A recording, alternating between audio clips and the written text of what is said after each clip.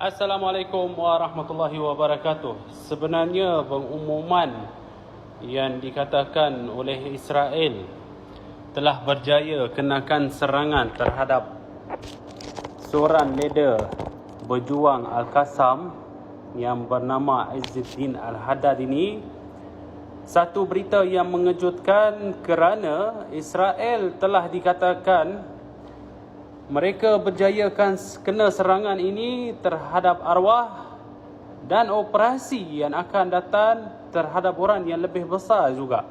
Ini bukan perkataan biasa, ini adalah satu ugutan besar kerana arwah ni selepas pembergian Yahya As-Sinwar, Abu dan sebagainya, banyak orang yang telah meninggal dah syahid.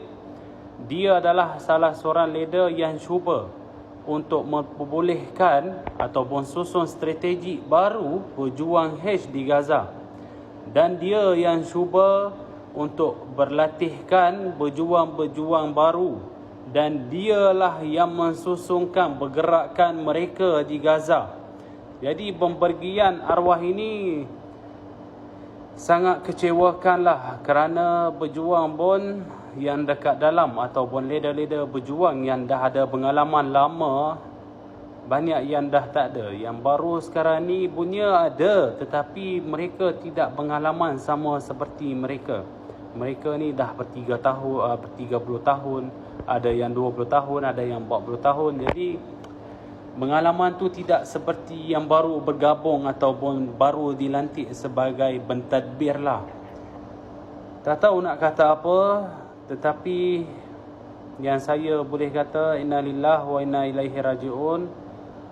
Semoga mereka ditempatkan dengan orang yang beriman dan insya-Allah mereka berada di syurga.